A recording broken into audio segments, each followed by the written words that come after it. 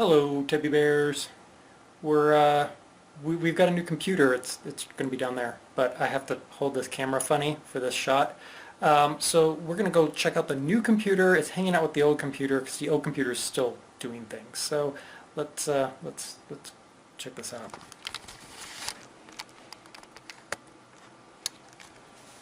All right, this is the old one. This is Mike. That's what we call him. He is Mike. This new one is Mark V. If you know why I called this one Mark V, you're awesome. But whatever. We'll look a little bit more in that one. Mike looks taller. Mike is taller actually, but he's sitting on a board. So that's because he's running. He has fans on the underside. Both of these have underside fans. What's in here? We'll actually crack this one open in a moment, but here's some boxes because boxes are always cool. Here's the heart of the machine, ASUS Rampage 4 Black Edition, which is cool. Lots of goodies there. And then this is the heart of the graphics setup, which is an ASUS DirectCU. It's a GTX 780 on it, 3 gigs of onboard video RAM, which is excellent. So there we go. Let's move these guys out of the way. Alright, let's see here. Oh, it's kind of heavy. Here we go. Let's look inside. Hey, look, you can see my reflection, but you're not going to see it very long, maybe? Oh, goodness. Oh, there we go. I must be getting old that I can't unscrew these things. Either that or the guys at the shop really tighten them up. Oh, my, did they ever. Maybe. Oh, there it is. Oh, there. Yeah, we'll edit that out. Alright. Get this open. Go over there. Alright, so what's inside of this beast of beastiness? Well, there is my ASUS video card. It's got a heat piping in it. It's not liquid cooled. I don't know if you can see it. Yeah, you can see it. Up here, this is actually liquid cooled. That is my CPU in there. It is a Core i7 something something something. Words, things. There's my 32 gigs of RAM in there. Liquid coolers, nice big quiet liquid coolers. You'll never hear it while I'm recording, which is excellent. In fact, the case as a rig, it is very, very quiet. I've got two 500 gig Velociraptor drives in RAID 0. I have a 2 terabyte data drive, and then mounted on the back side in a special slot is a 240 gig SATA drive. That is my boot drive. Not SATA drive. Yeah, it is SATA actually, but SSD drive. That's my boot drive. So there you go. This is the replacement for Mike, the computer here. Mike, the computer, is going to be reconfigured a little bit, and then it's going to become DOS's computer, and this one is now mine. Really, the difference isn't, difference is 1 year basically between the two. This is the older chipset in Mike. This is the new Haswell chipset. So it's a little bit better, and this has a lot more video RAM and a big honking graphics card. And if you actually look under here, I actually have a position in here for 2 more graphics cards. I can put them in SLI. Plenty of power if I want to do that. So I can certainly do that. This right here, by the way, is a hard drive controller card. This is a gamer motherboard back here. So it's got a very interesting configuration in that the guys at the computer shop struggled with it because you can only put certain drives in certain locations, and it actually didn't have enough room for the way I wanted these drives rigged out. So they had to add in this controller card here in order to allow that. You see, I actually have space down here. I can put another fan if I was ever so inclined, which I'm not inclined. Nothing else really special about this on the inside. There is the cool feature, flop over here. So when this comes on, this right here is for my ASUS motherboard. It's actually controls. It allows me to electronically overclock. There's my OC button right there. I can dynamically overclock my chip however I want. There's my fan controller, so I can speed my fans up or slow them down, and I can overclock my machine whenever I feel like it. So if I'm playing a game that's particularly stressful on my CPU, just boop, overclock, and away I go. Actually, probably be like, overclock fans! But whatever. I'm thinking pretty much that liquid cool system is going to keep this chip nice and cool for a while. Alright, you guys have also asked for more than that. Let's see if I can get this camera turned around again. Hi again. You guys have asked for more than that. You've actually asked for a gaming setup video, and yeah, I'm going to give you one. Hold on, because I have to change these computers over, and that's going to take me like a bit. But yeah, hold on. I'll be right back with the gaming setup video. Okay, so I sort of lied. The computer is still mic right now because I've got to move more stuff off of here. But let's talk about my gaming setup. Here's something you've never seen before. Usually when I'm using the webcam, I have a different microphone. So let's talk about sort of how I record things, and yeah, let's check out all of this gear that I have sitting around me all the time. The chair. Well, it's not really a chair. It's kind of a, chair, microphone, the whole little kit and caboodle. This is the desk. This is where we do most of our recording. Alright, so the microphone. There we go. We got ourselves our Rode microphone here. Let's move that out of the way for a moment. So this is our Rode microphone. This is a broadcast quality microphone. It's on a nice little stand here that I use for moving stuff around. It has a nice little pop filter on it. This prevents all of the plosions, which are the loud things when you say things like Papa Bear and polka dots and praline. It absorbs all of that, so it doesn't actually get through to the microphone. And then you can come on, tighten up now. Quit being a little annoying. There you go. You're supposed to be tight. Loosened it for this shot. Now I need to tighten it back up. There we go. That's my microphone. That's usually what I'm talking into. And everything but the podcast. I don't use it for the podcast, obviously, because you've never seen it before. Alright, so it's not an old microphone though. This is the full-on professional style microphone, so that cord that's going off there runs all the way around to a Behringer mixing board. So this is my Behringer, what is this thing? It is a Xenex QX1202 USB. Put that back in the right spot.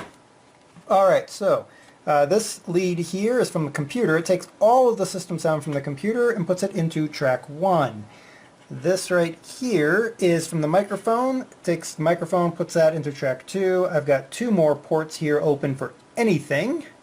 And I can put microphones in here, so if I'm doing a local interview, maybe if I'm talking to DOS or if I have somebody else local, I can plug in a second microphone for them, or I can plug in 2 more computers. We didn't do this for Tebby 24, but this year. We're going to do it, well, this year. Whenever this goes up. This will probably go up Jan 1, I'm presuming. But 2013 Tebby 24, we didn't do this. 2014 we'll plug in a computer here that will play music, so I can mix my music. Plug a computer here for TeamSpeak, so I can mix my TeamSpeak, so we don't have the audio problems with me overpowering everybody on the TeamSpeak.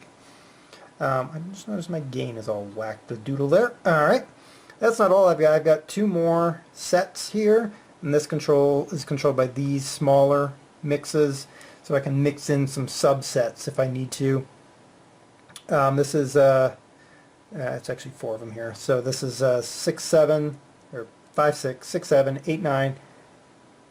Good Lord, what am I doing? 5, 6, 7, 8, 9, 10, 11, 12. Why did I screw that up all those times? 5, 6. Oh, because I said 6 twice. Anyway, here's 5, 6, 7, 8, 9, 10, 11, 12. Allows me to mix in something else.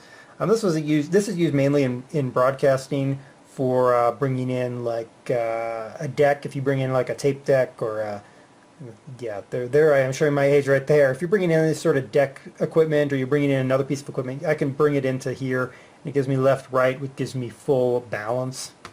But I prefer this. Alright, so the stuff comes in, hits our gain, so we can gain up or down. I've gained down my line in. My voice is at neutral. I can compress it if I want. I don't use compression as a general rule. Then I've got my high, mid, low, and then my low cut. I have low cut my mic. I don't low cut the system audio.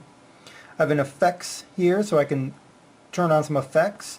Here's my effects choosing piece. I can dial in, you know, whatever effect I want, and then I can actually, here's where I push my effects to main, so I can turn that up and I can push effects to main, but I don't usually. And then I've got a pan here. This lets me pan, so DOS, when she's got that just audio on the left, she just turns that over, and then it pans all of her audio onto the left-hand side. And then finally my volume levels, which that is low for some weird reason. And then that is the individual volume for the system, and then my noise, we'll call it that. That comes over here to my main mixer, which is up here, just a little bit of positive.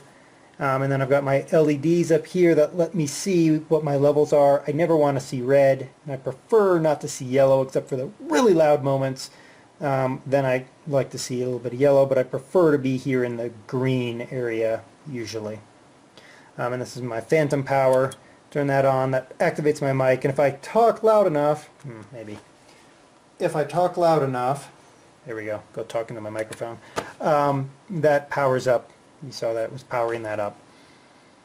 Alright, and then up here I've got my phones. Just, you gotta have a large scale phone system.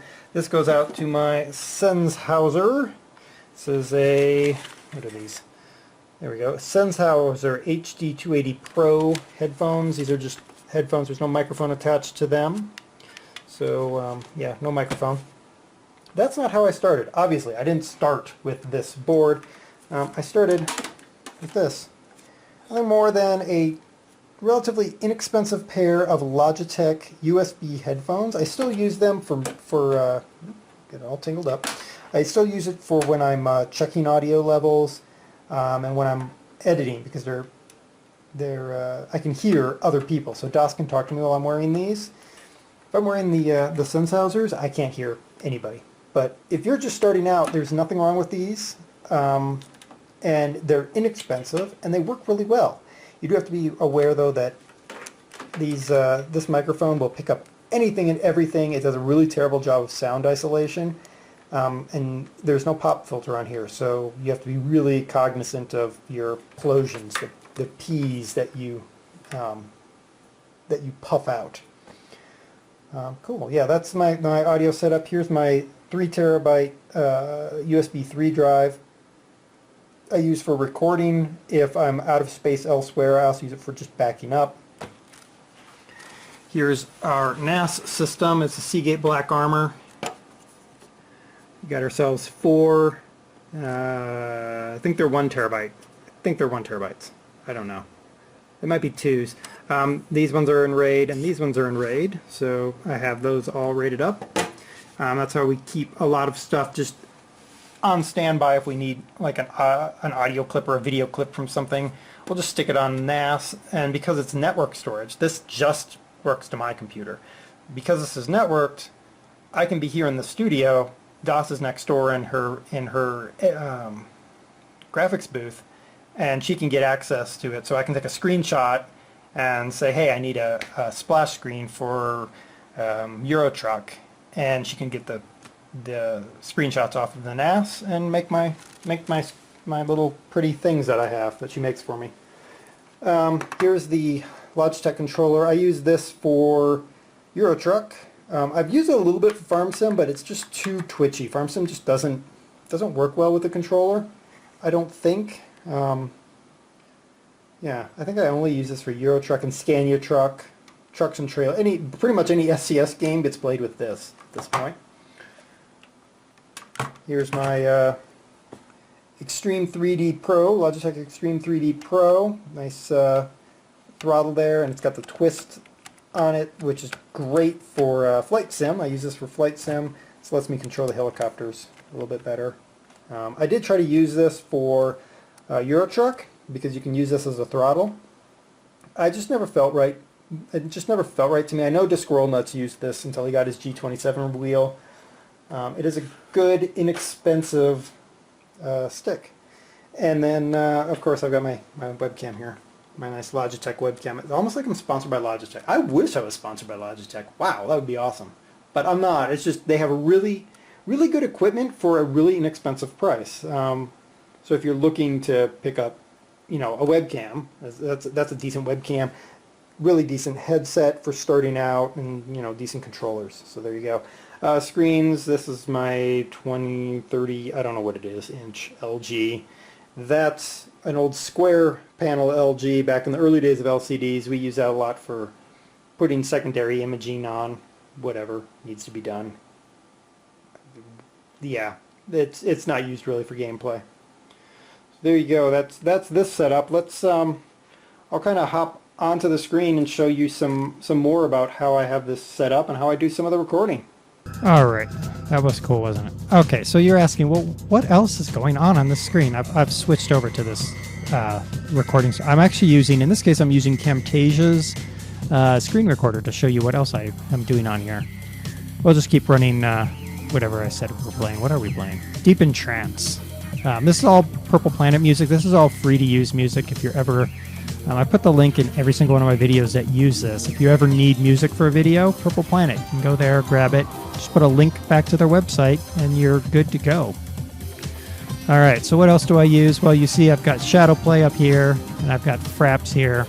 Obviously, I'm using Camtasia Recorder as well. So I use Fraps on everything, pretty much. I don't think there's anything that I can't use Fraps on. I've heard some people have problems with Fraps in some areas. The thing is, Fraps is a massive hog to your system resources. My systems are beefy and strong and able to handle it. Not everybody's are capable of doing that. So I use Fraps, but I've also been experimenting with Shadowplay. This is part of the NVIDIA control systems. Shadowplay is going to record 60 FPS and H.264. This is the standard encode for YouTube, so it's good stuff. Also has audio built in, so you can say I want in-game and microphone or off, whatever, doesn't matter. And you can control your quality, your shadow time, and your mode. And you can broadcast straight to Twitch if you want. Ooh, we ran out of music. Let's go find some more. Because I'm not going to listen to this again. Let's listen to, how about some trade winds? There we go. All right, let me turn it down. You know the trick of how I do that now. All right. Yeah, so I record generally in Fraps. I have been experimenting with Shadowplay. Downside to Shadowplay, it does not work with OpenGL games. So if you are playing Minecraft, Farm Simulator, despite it having an NVIDIA logo as an OpenGL game, can't use Shadowplay yet. They have said it's coming. So this is by far the superior experience overall. All right, and you're saying, okay, well, cool. Is that all you do? Well, no, it's not all. Then you have to edit it all together. And to edit, you see I've got Camtasia Studio. This is what I use for most of the edits you see. I also have used Handbrake before. If you don't need to edit anything, you don't need to add any intros or extras, you just need to record something, send it out. Just handbraking a Fraps file is great. It just compresses it down to H.264 and sends it out. Yeah, so that's pretty much it. I don't have anything super awesome or special. I've used DxTory, I've used all Bandicam, I've used all of those at one point or another. I just keep coming back to Fraps because it's just easy and simple, though it is heavy. And then Shadowplay is definitely starting to come up in the world and is going to be a real threat to the Fraps and the other guys. I know Stocker uses the AverMedia card. I did try an AverMedia card, and I think I got a crappy one. And it failed on me within 4 hours of putting it in the computer. So, yeah, I badmouthed them. I might try them again, but we'll see. Yeah, there you go. So this is how things work here in this side of the pond, Teddy Bear Broadcasting. All right, let me go back to the Handycam here for a moment. Okay, I lied. I didn't go back to the Handycam. Yeah, there's the Handycam. Just a Sony Handycam. I went with the webcam instead. Yeah, this is the way we roll here in Teddy Bear Broadcasting. At least this side of the pond. It's different over on the other side of the pond, and it's actually different between this recording studio and the one that way. I'm trying to get my finger in the screen. DAS's studio is next door. And by studio, hers is a little bit different because she also does graphic design for us here at Teddy Bear Broadcasting. So she has, she doesn't just have my old computer, Mike. She also has a completely different box that she uses for graphic design. It's her own personal Linux hacked kernel. She's hacked her own Linux kernel, so there you go. Watch out for her. There you go. Hopefully you enjoyed this. You got a little glance at what my new computer is. Mark V is the new computer. If you know why it's called Mark V, you know where Mark V came from. Heck, if you know where Mike came from as a computer name, then put a comment down below. Actually, yeah, totally. Put a comment down below. All right, cool. If you have questions, I'm not going to answer a lot. Let's be honest. In the comments is a disaster area. If you really want to know more about the Bayringer board, there's plenty of YouTube videos about it. I actually watched several by a DJ because this is sort of like DJing a little bit. But if you have questions that are very specific to how I do something, go to the Psycho Gloves forum. Links down there. Dadgummit. You, camera, you need to get in the right spot. You're in the wrong spot. The link is down there. Feel free to drop something in the FAQ. I'll start a thread for this particular video, and then you can just post in there. I'll try to get around to answering it. No promises. Things are kind of crazy switching computers like this. And YouTube's new silliness. Speaking of YouTube's new silliness, is recycling back into trade winds. Let's not cycle back into trade winds. Let's I'm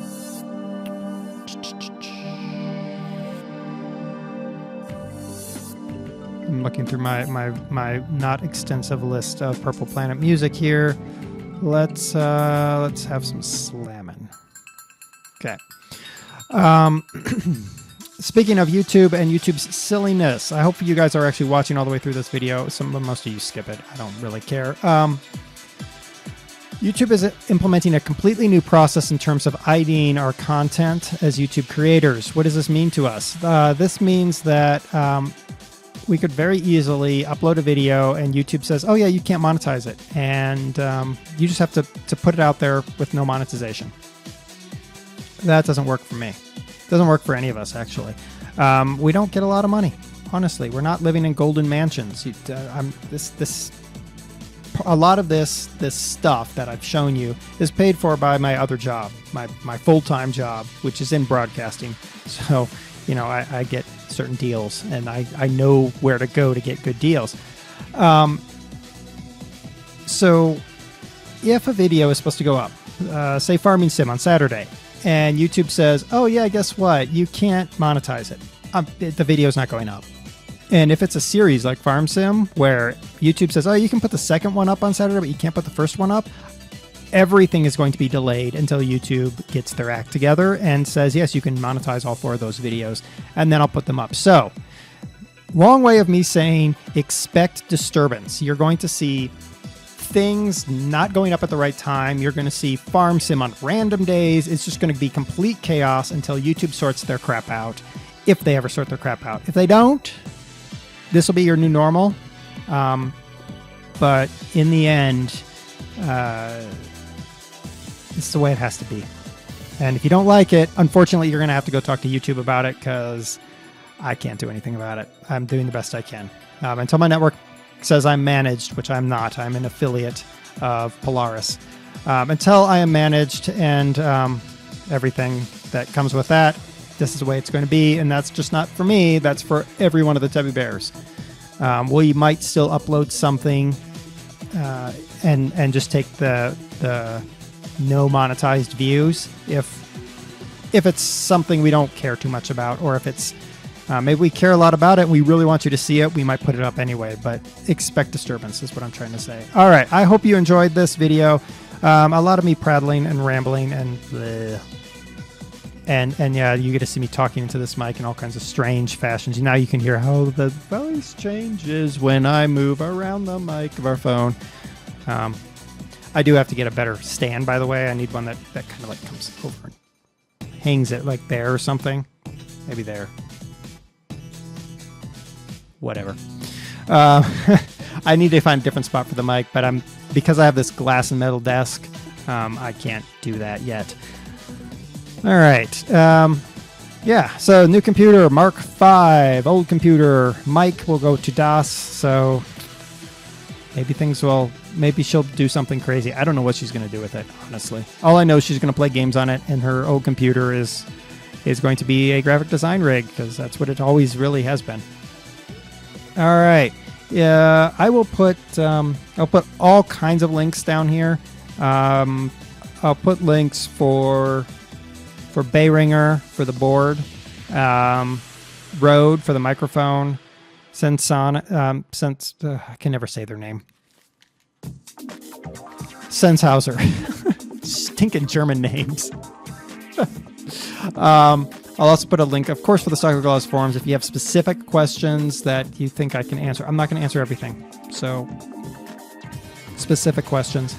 Yeah,